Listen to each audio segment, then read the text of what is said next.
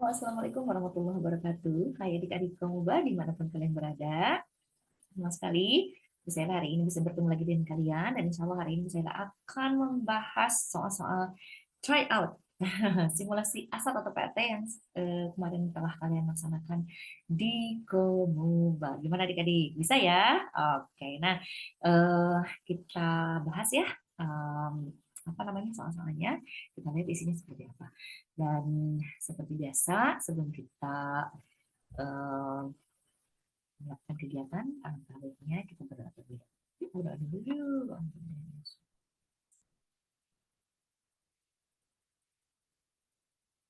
Baik adik-adik, kan saya izin share ya. Oke. Nah, oh iya, Miss Aila hari ini akan membahas soal-soal bahasa Indonesia ya. Oke, nah biasanya pelajaran bahasa Indonesia ini ada di hari pertama ya adik-adik ya. Kalau startnya hari Senin, biasanya di hari Senin jam tol yang pertama ya. Oke, sudah siap adik-adik? Yuk kita mulai ya. Baik, kita lihat pertanyaan yang pertama. Pertanyaan yang pertama ini ada yang tahu? Ini teksnya teks apa? Oke, kalau ada pertanyaan seperti ini. Maaf. Pertanyaan yang menunjukkan kekurangan buku. Ayo, kekurangan dan kelebihan buku. Itu biasanya ada dalam teks ada dalam teks apa? Ada yang tahu? Iya, ini ada dalam teks ulasan ya. Jadi yang mengulas, mereview suatu karya itu ya. Itu disebut dengan teks ulasan. Nah, yang diulasnya apa? Yang diulasnya itu ya semua hal yang berkaitan dengan karya tersebut. Kalau misalnya yang diulasnya itu buku, maka yang akan apa ditulis dalam teks ulasan tersebut gitu ya, dalam ulasan tersebut atau dalam review tersebut adalah satu pasti penulisnya, yang kedua karyanya. Nah, karyanya yang diulas itu misalnya kalau berupa novel, maka apa ini fisik dan non fisik novel tersebut digali ya sama si penulis ulasannya. Fisiknya misalnya berupa apa ulasan mengenai cover, kertas, gambar, warna sampai font itu ya, font hurufnya itu diulas gitu ya sama si pengulas. Kemudian yang berkaitan dengan isi, nah misalnya isi ceritanya ya, konfliknya, pesannya apa, kemudian apa karakteristik dari si em, tokohnya gitu ya. Nah, kemudian apa setelah diulas gitu ya, direview fisiknya, non fisiknya. Nah, kemudian di apa lagi? Nah, diulas kekurangan dan kelebihannya gitu ya, baik itu dari segi isi ataupun dari segi fisiknya ya. Kemudian harus imbang ya, kalau kalau mengulas itu ada kekurangan dan ada kelebihan itu. Kemudian nanti si penulis akan merekomendasikan itu ya, misalnya buku ini cocok untuk dibaca oleh mereka yang titik-titik gitu ya. Oke, seperti itu ya adik-adik ya, teks ulasan itu misalnya hanya mengingatkan saja. Oke, kita lihat pernyataan yang menunjukkan kekurangan buku ditandai dengan kalimat. Kita lihat yang nomor satu, cerita pendek ini disajikan dengan bahasa sehari-hari sehingga mudah dipahami para pembaca. Ini kekurangan atau kelebihan? Iya, ini adalah kelebihan ya. Cerpen ini juga menjadi sebuah motivasi yang luar biasa serta menjadi panutan dalam kehidupan. Ini juga kelebihan. Dengan kemasan yang apik, sang penulis memberi nasihat-nasihat yang baik bagi para pembaca, terutama kalangan anak muda. Ini juga kelebihan. Namun, alurnya mudah ditebak dan sosok tokoh ayah dalam cerpen Nasihat untuk Anakku, karya Montaigne Boucher ini tidak digambarkan jelas. Nah, ini barulah kekurangan. Ingat, kekurangan dan kelebihan ini biasanya ada di bagian penilaian atau evaluasi ya. Oke. Jadi ini isinya ya nomor 4. Oke, kita lihat nomor 2. Nah, ada kata keunggulan, keunggulan karya. Ingat, kata keunggulan itu bersinonim dengan kata kelebihan itu ya. Jadi yang kita cari itu apanya? Yang bagus-bagusnya. Ya, kelebihan dari si karya tersebut. Kita lihat yang jadi kelebihannya atau keunggulannya apa nih yang diapresiasi sama si penulis gitu ya. Oke, kita lihat Film Dilan 1990 merupakan sebuah film yang sangat identik dengan kehidupan remaja pada saat itu, mulai dari pacaran, tawuran, hingga konflik yang terjadi sesama teman. Film ini sukses membuat para penonton terbawa perasaan, terutama para wanita. Dilan menampilkan sosok lelaki yang sangat diidam-idamkan oleh para wanita. Oke, latar film Dilan ini juga sesuai dengan judulnya, tahun 1990. Demikian properti yang digunakan dalam film ini juga tidak jauh berbeda dari tahun 90-an. Ini berupa apa? Keunggulan ya, kelebihan ya. Oke. Kelebihannya dalam hal apa? Tema, betul. Nih, sebuah film yang sangat identik dengan kehidupan remaja pada saat itu berarti tema ya. Oke, kemudian Dilan menampilkan sosok lelaki yang sangat diidam-idamkan oleh para wanita. Ini sukses mencuri perhatian para penonton.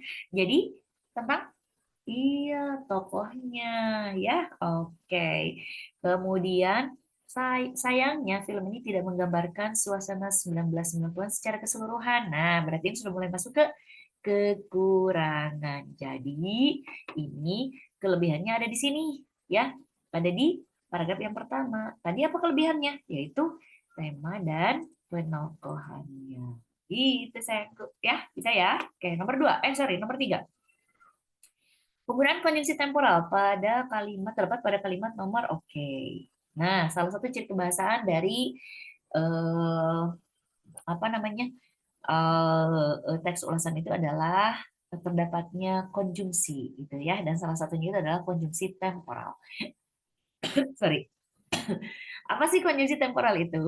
Nah, konjungsi temporal itu adalah konjungsi yang berkaitan dengan waktu, ya. Oke, ada apa saja konjungsi temporal itu? Nah, yang pertama ada saat.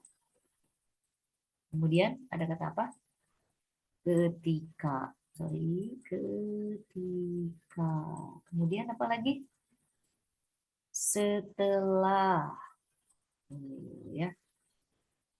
Apa lagi? Sebelum. Ya. Apa lagi? Sesudah. Nah, ya. Kok begini tulisannya? Sebelum, maaf. Sebelum. Lalu apa lagi?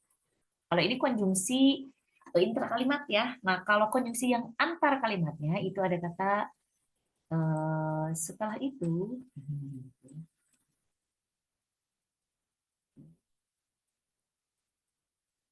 Ya, setelah itu.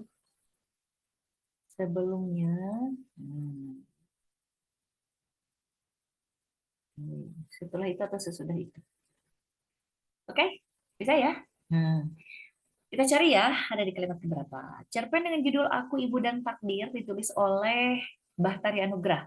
Cerpen dengan tema kekeluargaan dan sosial ini dipublikasikan pada tahun 2015. Cerpen ini mengisahkan tentang kerasnya kehidupan yang harus dilalui seorang gadis belia. Ia bernama Bella, seorang gadis yang terpisah dengan ibu kandungnya. Bella, gadis belia yang kini duduk di bangku SMA, sejak bayi ia dititipkan kepada nenek tua itu. Kepada nenek tua ini. Cerpen ini cocok untuk semua umur, terutama kaum remaja karena banyak mengandung amanat. Amanat. Oke, mohon maaf. Ini ada kata sejak ya.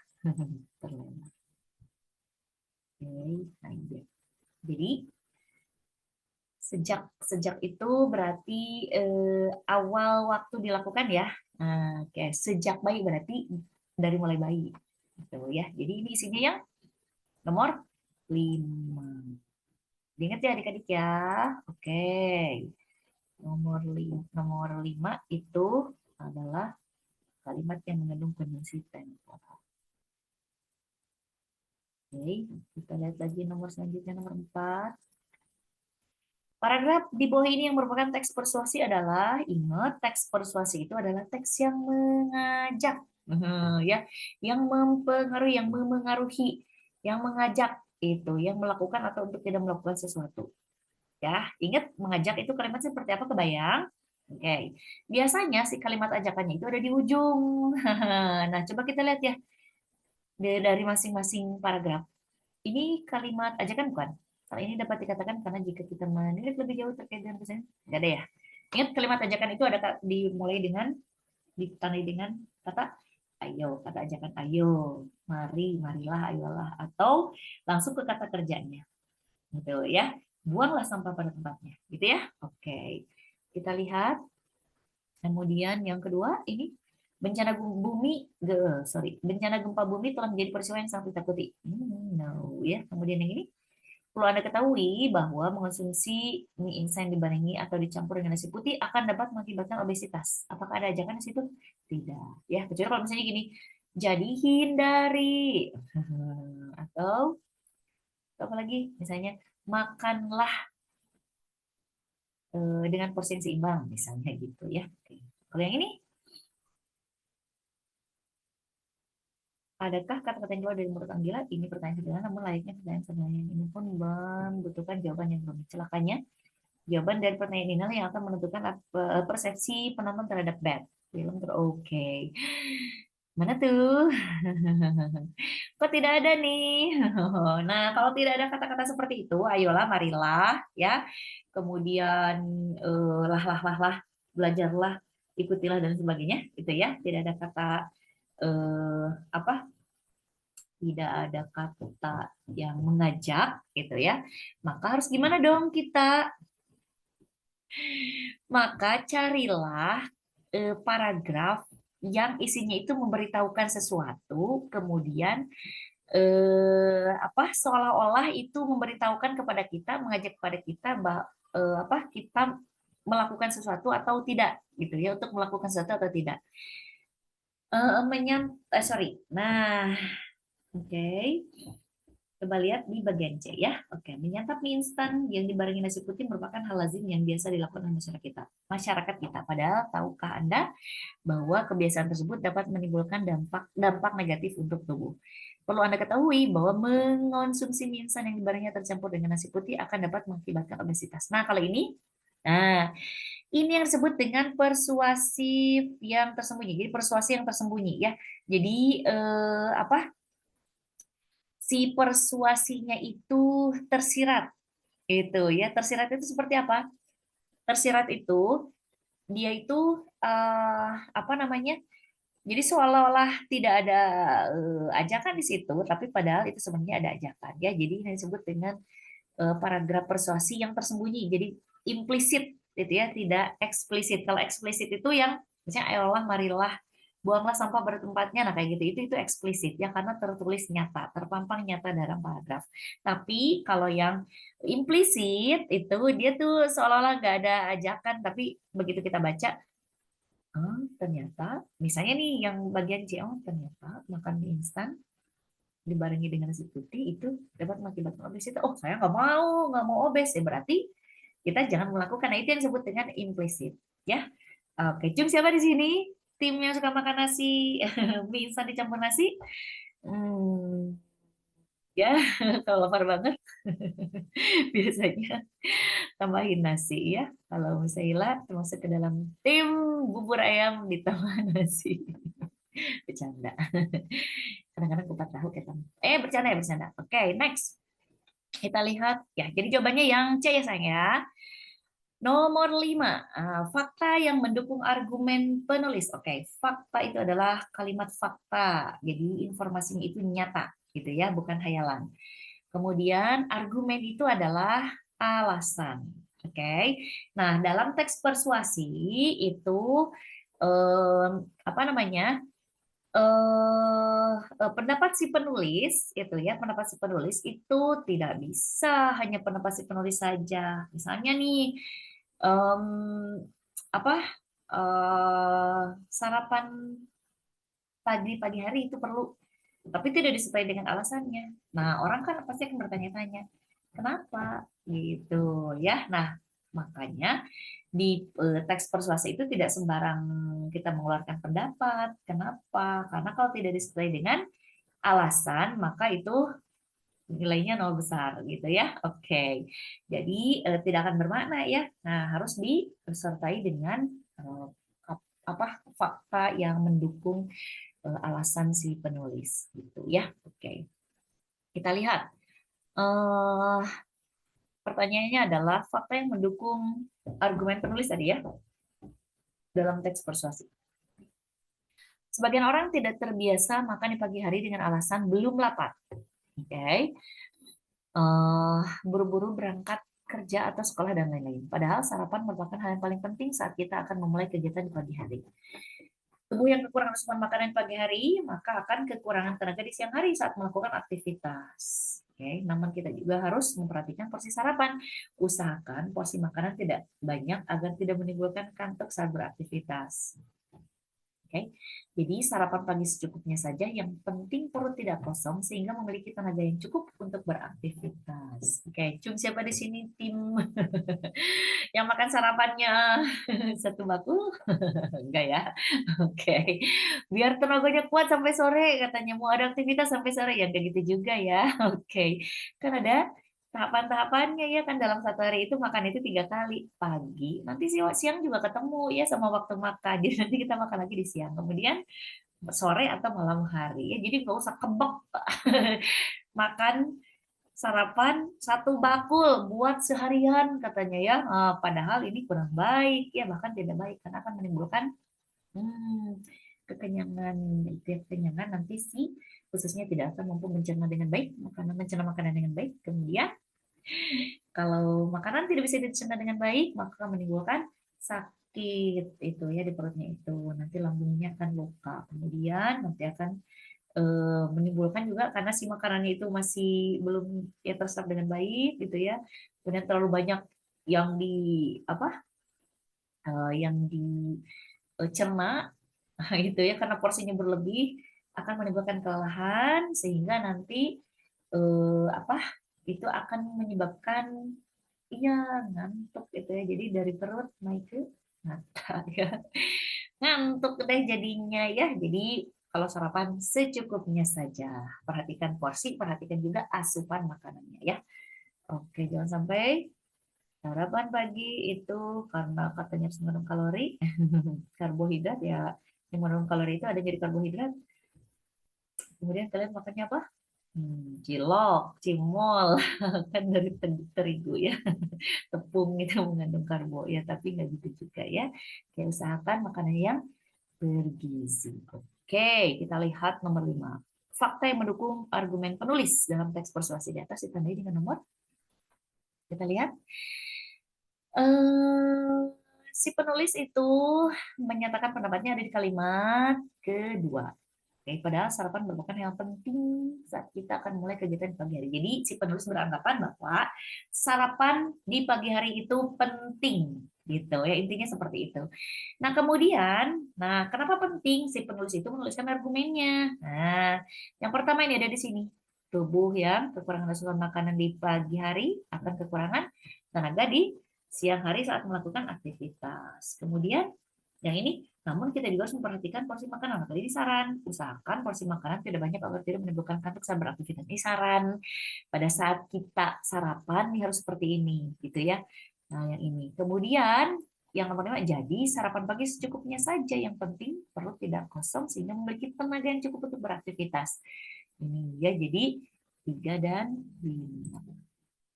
Oke, next. Kita lihat yang ditanyakan adalah fakta yang terdapat dalam paragraf ketiga bacaan di atas adalah, paragraf ketiga, kita lihat 1, 2, dan 3.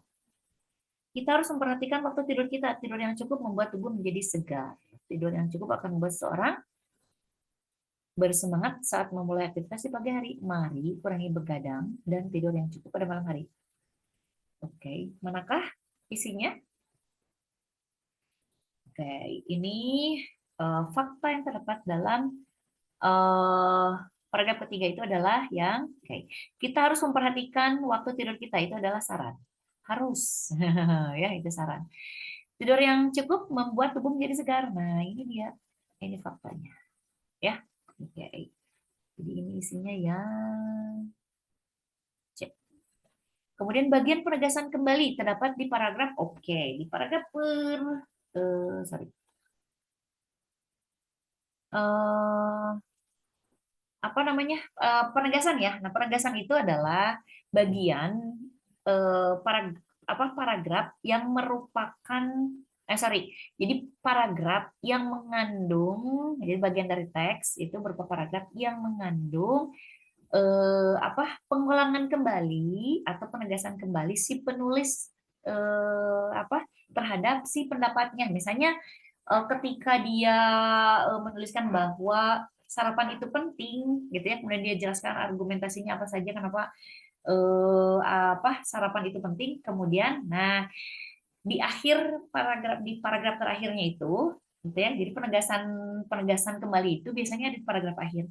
Si penulis mengutarakan kembali bahwa sarapan itu penting, gitu ya. Jadi dia mengingatkan kembali, gitu ya, bahwa sarapan itu penting. Nah, kita lihat penegasan kembali terdapat. Oh ya, terdapat di paragraf keberapa?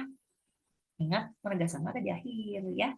Jadi ini di di paragraf yang keempat, betul ya. Oke. Oke, paragraf yang keempat ya. Nah, kita lihat ini paragraf yang pertama. Kebiasaan begadang sering dilakukan masyarakat, tidak hanya orang dewasa, remaja pun sering begadang. Kebanyakan mereka begadang untuk belajar. Mereka biasanya melakukannya untuk bermain smartphone. Begadang dapat mengurangi waktu tidur seseorang, padahal kurang tidur dapat melemahkan sistem kekebalan tubuh. Akibatnya seseorang bisa dengan mudah terkena penyakit.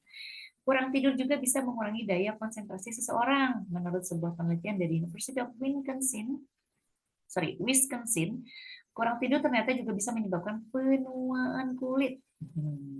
Kita harus memperhatikan waktu tidur kita. Tidur yang cukup membuat tubuh menjadi segar. Tidur yang cukup akan membuat seseorang bersemangat saat mulai aktivitas di pagi hari. Mari kurangi bergadang dan tidur yang cukup pada malam hari. Kita harus menghindari kebiasaan begadang yang kurang bermanfaat. Ya, selain hanya menghabiskan waktu, hal itu juga berdampak buruk bagi kesehatan. Ya kan? Tadi di sini, ya. Nih, di sini disebutkan tadi ini. Nih, mudah terkena penyakit berarti alasan kesehatan. Tubuh kita perlu istirahat untuk mempersiapkan aktivitas hari esok. Nah, ini kan paragraf kedua. Jadi, lebih baik tidur pulas daripada begadang yang tidak ada manfaatnya. Jadi, lebih baik tidur pulas daripada begadang yang tidak ada manfaatnya. Jadi, si penulis meminta kita, memengaruhi kita, mengajak kita untuk tidak bergadang, untuk tidur cukup gitu ya. Jadi, dia sebutkan kembali di sini di paragraf terakhir. Oke, jadi ini jawabannya yang D. Oke, kita lihat nomor selanjutnya, nomor 8 itu adalah soal yang berkaitan dengan drama. Oke, siapa yang suka drama di sini? Bukan drama di pagi hari ya. Oke, tapi drama pentas. Oke. Jadi apakah drama itu? Drama itu adalah dialog yang dipentaskan ya. Jadi cerita yang dipentaskan itu adalah drama. Oke, kita lihat di sini. Latar disertai bukti nomor pada kutipan drama tersebut adalah latar ya. Latar itu ada 3 macam. Ada latar tempat, ada latar waktu, ada latar tempat ada latar suasana gitu ya. Oke, kita lihat. Berapa lama berapa lama dan lagi ya, berapa lama lagi aku harus menunggu lihat semburat matahari sudah terlihat sambil menggebrak meja. Oh, salah yang saya bacanya. Berapa lama lagi aku harus menunggu lihat matahari sudah terlihat gitu ya sambil menggebrak meja. Oke. Kemudian yang kedua, Kopral, sabarlah sedikit Pak. Oke, di kalimat yang ke-1 ada nggak yang menunjukkan latar? Pokoknya yang termasuk ke dalam 3 latar tadi. Tempat, waktu, suasana. Ada nggak? Ada. Latar apa coba? Bukan latar tempat. Untuk ada meja di situ. Bukan ya. Tapi latar. Latar. Ini latar apa? Latar waktu. Ya, latar waktu. Jadi waktu itu tidak harus misalnya hari Senin, hari Selasa, tidak harus seperti itu. Tidak harus jam 2 siang, jam 2 malam. Tidak harus seperti itu. Tapi bisa juga berupa perluasan waktu gitu ya, perluasan waktu. Misalnya nih jam 6 sore ya, jam 6 sore misalnya. Nah, ini diperluas menjadi misalnya saat matahari mulai tenggelam. Kalau pagi hari misalnya jam 6 pagi misalnya gitu ya, saat matahari mulai menampakkan dirinya. Itu termasuk ke dalam iya latar waktu ya. Oke, ada yang tahu? Lihat semburat matahari sudah terlihat. Artinya ini sudah jam berapa? Pagi hari, malam hari, sore hari? Iya, ini adalah pagi hari semburat sinar, berarti ya.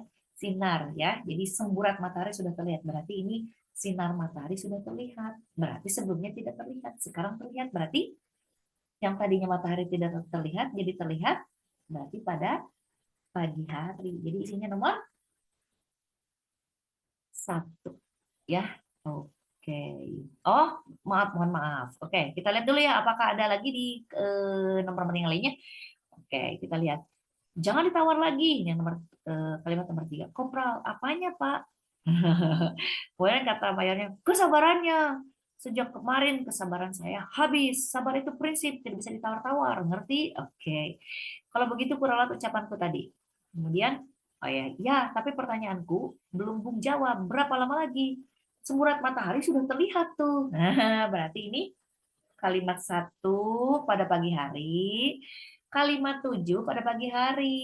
Ya, oke. Mana nih yang tepat? Yang tepat pasti yang menunjukkan latar waktu itu ada di 7. Ya, kalimat 7 yang lainnya nggak ada. Cuman lihat siang hari atau pagi hari. Karena semburat itu di pagi hari. Semburat matahari sudah terlihat, berarti di pagi hari. Jadi isinya yang C. Oke, nomor 9. Nomor 9, amanat yang tepat yang sesuai dengan kutipan teks drama di atas adalah, masih ingat tadi mayornya gebrak meja? Tidak bersabar ya, tidak sabar. Oke. Kemarahan bukanlah cara menyelesaikan penyelesaian masalah yang bijak. Apakah apa? Tepat? Itu adalah amanatnya. Oke, kita lihat lagi yang ke B ya, yang B. Seorang bawahan tidak sepatutnya melawan atasan sekalipun untuk membela kebenaran. Kurang tepat ya. Kemudian kita harus lebih banyak bersabar menghadapi apapun. Betul atau salah? Kurang tepat tuh menurut Saila ya. Oke. Kita harus mengikuti keinginan atasan kita walaupun kita tidak sejalan dengannya. Jangan ya. Kalau tidak sejalan apalagi yang berkaitan dengan prinsip disuruh ngejahatin orang jangan mau ya. Oke. Ini jadi yang tepat adalah yang A. Oke, jadi kemarahan bukanlah cara penyelesaian masalah yang bijak. Kalau yang C, kita harus lebih banyak bersabar menghadapi apapun. Nah, mohon maaf, ini kurang tepat ya karena konteksnya di situ adalah si mayornya itu marah-marah. Memang sih kurang bersabar gitu ya, tapi kan tidak menyelesaikan masalah ya, tetap tidak menyelesaikan masalah. Artinya ya amanatnya adalah kemarahan bukanlah cara penyelesaian masalah yang bijak. Oke. Jadi isinya yang 9 itu A. Dan satu lagi kita lihat kemenarikan tokoh pada cerita di atas adalah oke. Ini teks apa coba? Adik-adik masih ingat nggak?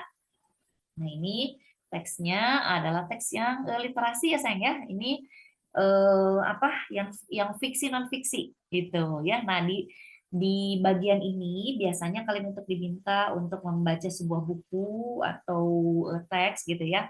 Kemudian kalian analisis apakah itu fiksi atau non fiksi. Kemudian apa namanya ditinjau juga sama kita apa isi isi bukunya, kemudian bahasanya gitu ya. Kemudian hal-hal yang menarik yang bisa kita ambil dari teks tersebut gitu. Ya, hal-hal yang menarik itu apa? Bisa jadi karakteristiknya, bisa jadi sebuah peristiwanya gitu ya. Seperti itu ya, kita lihat. Kenari merasa malu dan kurang percaya diri kalau berkumpul dengan teman-temannya. Apa itu menari? Belum ya. Tubuhnya kecil dan mengeluarkan bau tak sedap. Menarik? Kurang menarik. Ya, apalagi dengan kalimat mengeluarkan bau tak sedap. Kalau kecilnya nggak apa-apa, tapi kalau mengeluarkan bau tak sedap, ya, kayak kurang menarik ya. Teman-temannya sering mengejek dan menggodanya. Nggak boleh ya. Kenari ingin penampilannya berubah. Nah, mulai menarik nih. Dia ingin buktikan kepada teman-temannya bahwa dia bisa tampil bersih dan tidak kalah besar. Nah, ini dia udah mulai menarik nih. Oke. Kenari pun bangun pagi dan rajin membersihkan diri. Makin menarik. Dia tidak malas lagi mencari makan. Makin menarik. Berkat ejekan teman-temannya, dirinya membuang jauh-jauh sifat malas. Menarik sekali ya. Jadi, isinya adalah yang apakah yang A, seekor burung kenari yang pandai bicara? Ataukah yang B, seekor burung kenari yang pemalu dan kurang percaya diri? Ataukah C, keberanian kenari memperbaiki diri untuk tidak bersikap malas? Ataukah yang D, teman-teman kenari suka menggoda dan menggigit? Yang menarik buat kalian yang mana? Iya sama Misaela juga. Yang milih yang C. Kalau yang lainnya? Oke, itu menarik ya. Oke deh, kalau begitu adik-adik selesai sudah pembahasan soal-soal simulasi tryout kemarin ya hari ini. Terima kasih adik-adik atas perhatiannya. Oke, mohon maaf atas segala kekurangan. Kita tutup kegiatan kita dengan membacakan doa akhir majlis ya. Alhamdulillah alamin. Subhanakallahumma wa bihamdika asyhadu an la ilaha illa anta astaghfiruka wa atubu ilaik. Amin ya rabbal alamin. Baik adik-adik, Misaila pamit undur diri. Sampai ketemu lagi di lain kesempatan dan Misaila tunggu di Komoba ya. Misaila tunggu adik-adik bergabung bersama Komoba. Oke adik-adik, Assalamualaikum warahmatullahi wabarakatuh. Bye.